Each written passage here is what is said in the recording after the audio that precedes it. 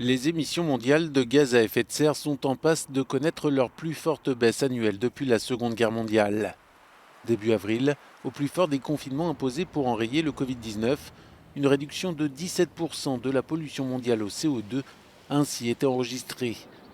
Mais les experts avertissent, cette baisse spectaculaire n'est qu'une goutte d'eau dans l'océan et aura peu d'influence sur le réchauffement climatique.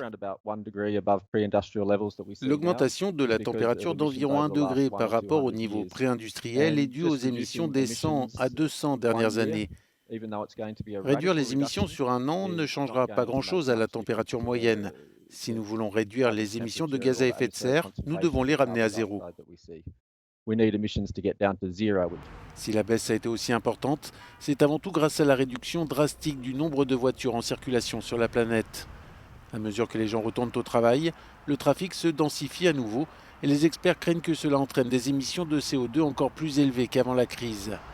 Si les gouvernements ne placent pas les questions environnementales au cœur des plans de relance, ils ne pourront pas éviter le réchauffement d'1,8 degré qu'ils tentent d'éviter. Certaines de ces restrictions que nous pourrions maintenir et qui pourraient même être un avantage pour certains d'entre nous, nous pouvons continuer à faire certaines choses à distance pour aider à réduire les émissions sans trop affecter nos vies.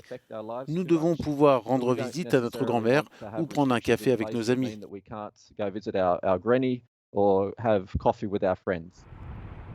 Les récentes études ont révélé que la Chine est responsable de la plus forte baisse des émissions, suivie par les États-Unis, l'Europe et l'Inde.